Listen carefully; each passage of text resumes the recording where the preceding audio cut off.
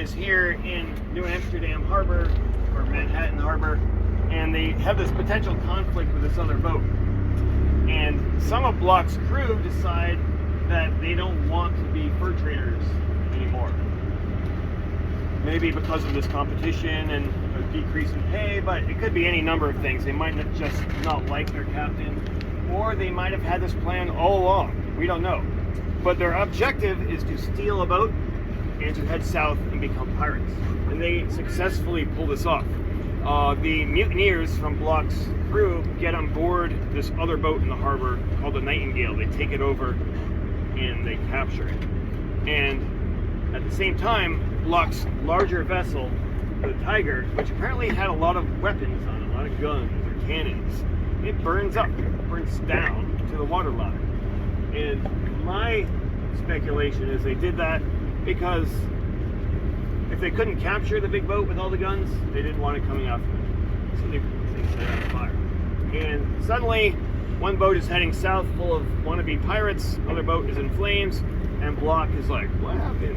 And he's left in the island of Manhattan as winter is setting in, and he knows he wants to explore the area in the coming year, and he really feels he wants another boat to do this. So they build one, and over the winter of 1613 into 14, they build a Dutch yacht that looks like this in the island of Manhattan and launch it in 1614. And a yacht, by the way, is this design of boat.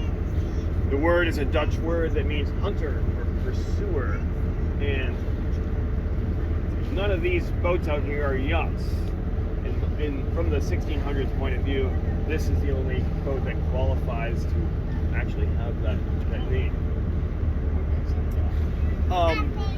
Well, it's kind of like some of those boats over there are sloops, ketches, and yawls. This is a yacht, so it's like the original version of what a yacht is. It's a design of a vessel. The reason we call large, expensive boats yachts today is because Charles II of England was given a boat, a yacht, and he took it back to England and made a stir amongst the English nobility with the king's fancy yacht. He's a very wealthy and powerful person, and you fast forward a few hundred years, and the word yacht is now connected to sort of royalty or big, expensive, fancy boats.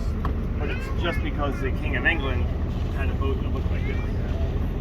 And it stuck out in England because there were no other yachts around. You had to go to Amsterdam to see all the other yachts. So they built this boat. The main thing about a yacht that we care about, it's good for shallow water. So it's meant to be out in a place like this. And we only need about 5 feet to float this boat in. So the Connecticut River is full of sandbars, and this is a much better vehicle for going up these shallow waterways than these bigger Dutch boats like the Fortune or the Tiger. So once 1614 rolls around, they split their crew between the Onrust and the Fortune. The Fortune goes around the south shore of Long Island. The Onrust goes north up the East River and goes through a little passage that Block names Hell Gate. Oh, and there's a bald eagle right flying over us. Adult bald eagle in full view. We don't see them right over here very often. I wonder where he's going.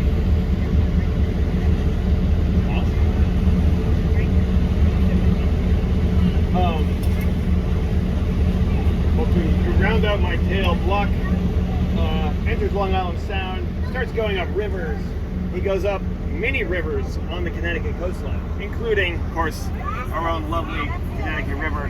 He gets as far as a spot we know as Adrian's Landing up near Hartford, or maybe a little past that, and takes his time, meets a lot of Native Americans, creates maps detailing where the native tribes live, what they call themselves, and he succeeds at filling the boat with beaver skins and engaging in trade and communication to some extent. Eventually he leaves the Sound, Long Island Sound. He gets up as far as southern Massachusetts. He names a couple of islands after himself and his friend.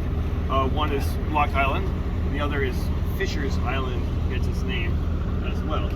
I should point out he tried to name every single thing he saw looked at, but some of those names stuck and some did not. They tried to rename this river, but the name that we use today is still the Native American name for this whole river valley, extending all the way up to Canada. So the word Connecticut or Connecticut means unwindy tidal river in Algonquin or something like that. And our state bears the name of this river rather than the other way around.